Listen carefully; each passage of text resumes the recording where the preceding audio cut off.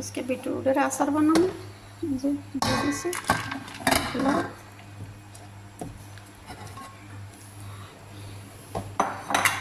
যেগুলো দিয়ে দিব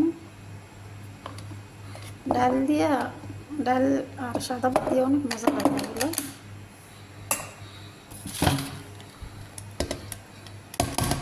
দেখছেন কতগুলো,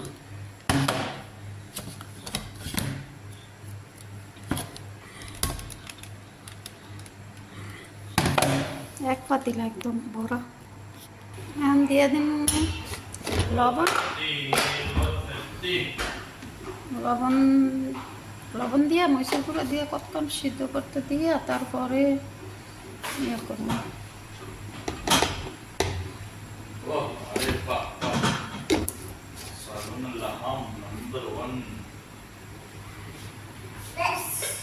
এখন দিয়ে দিচ্ছি মরিচের গুঁড়ো, রসুন দিব একদম লাস্টে। যে বিটরুট,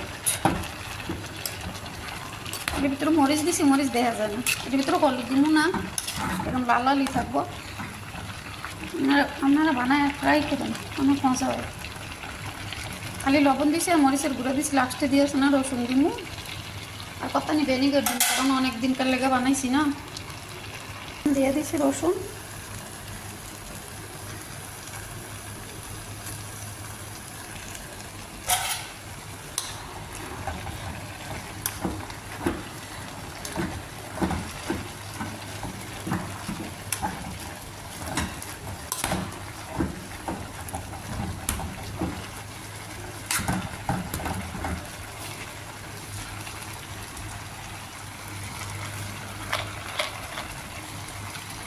ভিনেগার দিয়ে দিব, কারণ আচার অনেকগুলো বানাইছি তো, অনেক দিন যেন থাকে।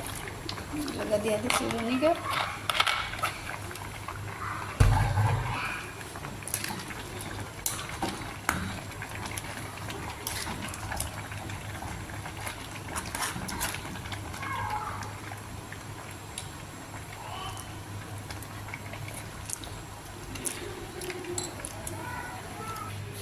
রেডি হয়ে গেছে আচার, আমি বললাম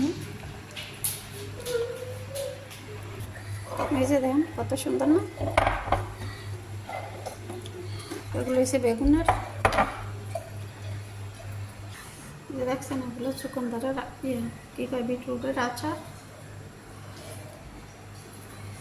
এগুলো হচ্ছে বেগুন গাজর মিক্স।